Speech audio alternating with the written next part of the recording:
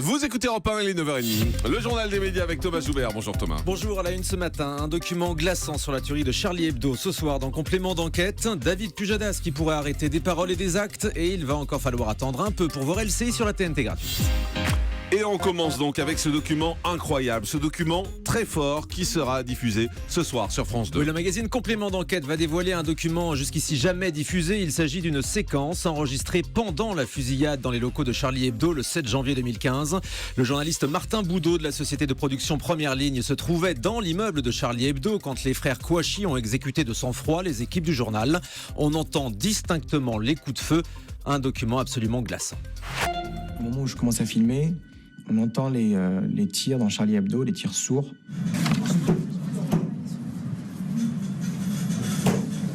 Ils sont en train de tirer en bas, là. Putain, ils sont en train de tirer sur Charlie Hebdo. Qu'est-ce qu'on fait? C'est des tirs d'exécution, en fait. C'est espacé, tout.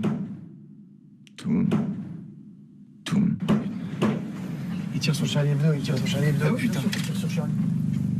On sait que chaque balle est pour quelqu'un, quoi. Et ça, c'est dur. Ils crient à la Wakbar. C'était des coups de feu un peu étouffés, un peu... Je sais plus exactement. J'ai plus un souvenir très, très net et très précis de ça. C'est dans ma mémoire un peu enfoui comme ça. J'arrive pas à refaire tout le film. Voilà, complément d'enquête à suivre en intégralité. C'est ce soir, c'est à 22h40 et c'est sur France 2. Le dessinateur Ciné dénonce la présence de Johnny Hallyday aux commémorations de l'attentat contre Charlie Hebdo. Le fondateur de Ciné Mensuel et ancien de Charlie Hebdo a rédigé un billet hier dans lequel il critique vivement le choix de Johnny pour venir chanter dimanche, place de la République à Paris.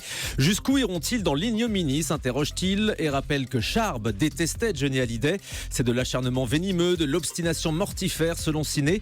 Le dessinateur s'insurge aussi contre la Légion d'honneur qui a été décernée à Charb à titre posthume. Quand il y a une connerie à faire, on peut compter sur nos responsables, conclut-il. Autre hommage aux victimes de Charlie Hebdo, un spot télévisé diffusé à partir d'aujourd'hui. Un spot conçu par le ministère de la Culture. Vous allez le voir sur toutes les chaînes de télé, dans les salles de cinéma. Le clip d'1 minute 25 met en scène des dessins d'enfants réalisés en hommage aux victimes de l'attentat du 7 janvier. Le ministère de la Culture entend célébrer la liberté d'expression et rappeler la force des valeurs de la République. Et puis cette question, David Pujadas va-t-il être écarté de la présentation de l'émission politique des paroles et des actes? En vue de la présidentielle de 2017, la nouvelle direction de France Télévisions prépare son dispositif et selon la lettre de l'expansion, David Pujadas pourrait arrêter des paroles et des actes. L'émission serait au passage largement remaniée. La journaliste Léa Salamé aurait été approchée pour présenter ce grand rendez-vous politique.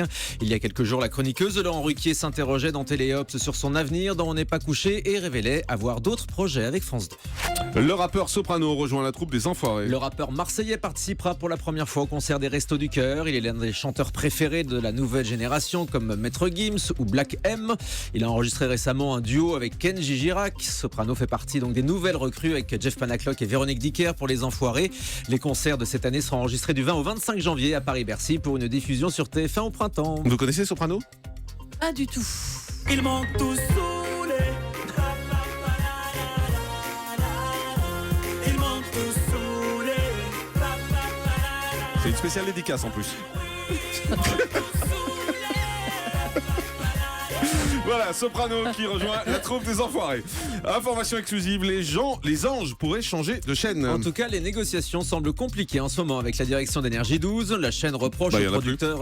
en plus, c'est ça, oui, c'est un peu compliqué. La direction ? Bah oui, au pôle télé, il n'y a plus grand monde. Et vous n'êtes pas le patron, vous ? Ah non, ça va, c'est bon. Allez, Jean-Marc, patron d'Énergie 12. La chaîne en plus reproche aux producteurs l'échec des yeux sur son antenne. Alors les producteurs des Anges sont actuellement en discussion avec d'autres chaînes de la TNT, W9, NT1 et même D8 qui seraient intéressés pour récupérer l'émission de télé-réalité.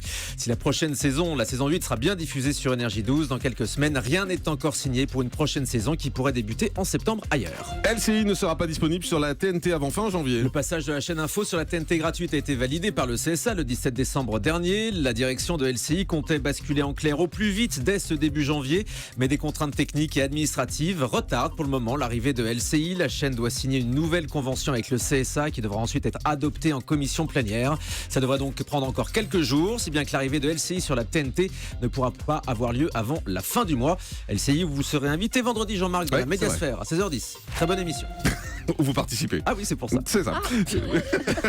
On va pouvoir tout voir sur la TNT après. Ça Bah va oui, bien, hein, effectivement, ce génial. sera sur le canal 26 de la TNT, a priori LCI, à partir de la d'accord. fin du mois de janvier. Super. La justice américaine abandonne 2 de ses accusations contre Bill Cosby pour agression sexuelle. Le procureur de Los Angeles a pris la décision d'abandonner les charges contre l'acteur concernant 2 plaintes déposées par 2 femmes pour agression sexuelle en cause des preuves insuffisantes. Pour autant, Bill Cosby, le héros du Cosby Show, n'en a pas fini avec la justice et doit faire face à plus d'une trentaine d'accusations d'agression sexuelle sur des femmes, y compris des mineurs. On termine avec le chiffre du jour. 30% les votants à un sondage sur les jeux qui manquent le plus à la télé ont plébiscité à plus de 30% le Big Deal, le jeu que présentait la gaffe sur TF1 entre 98 et 2004. C'est un sondage réalisé par Télé Loisirs pour savoir donc quel jeu les téléspectateurs aimeraient revoir à la télé. Le Big Deal arrive en tête devant la roue de la fortune en deuxième, suivi de Qui est qui, l'ancien jeu de Marie-Ange Nardi sur France 2.